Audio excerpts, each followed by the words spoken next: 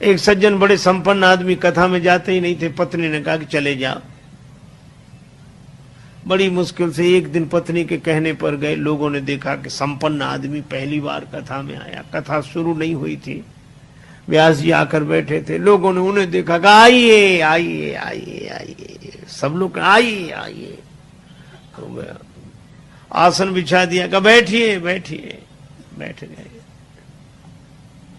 कथा शुरू हो इसके पहले ही जाते ही नींद जुड़ाई हुई, सो गए।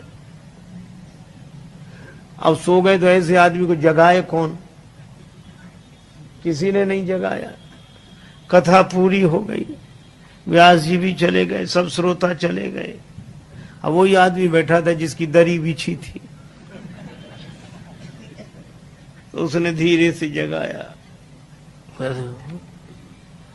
बोले जाइए, कथा हो गई? हाँ हो गई। बड़ा आनंद आया, बहुत आनंद। घर पहुंच गए। पत्नी ने कहा कथा सुनी? हाँ सुनी, पर वहां 3 तो शब्द, आइए बैठिए जाइए, बस। पत्नी ने कहा अभिमानी आदमी है, दोबारा जाएगा नहीं। कहा ये तुम्हारे लिए मंत्र हैं, कल फिर जाना। तो अपने कमरे में जाकर बैठा। नींद नहीं आ रही थी, कथा में सो के आया था, घर में कैसे नींद आ गई? बिजली बंद कर दी। अब लेट है, नींद बैठ गया।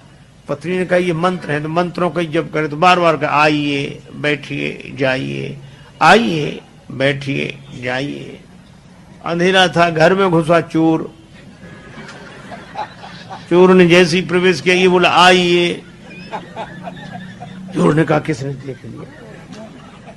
तो चोर दबे पांव पीछे खिसकने लगा। तो ये बोला बैठिए।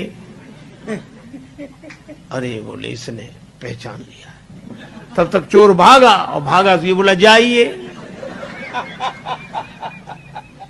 चोर ने समझा पहचान लिया, पकड़वा देगा कल।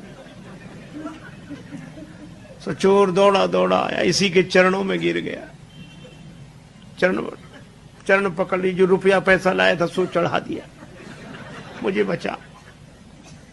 ये घबराया कि मंत्र इतनी जल्दी सिद्ध हो गए।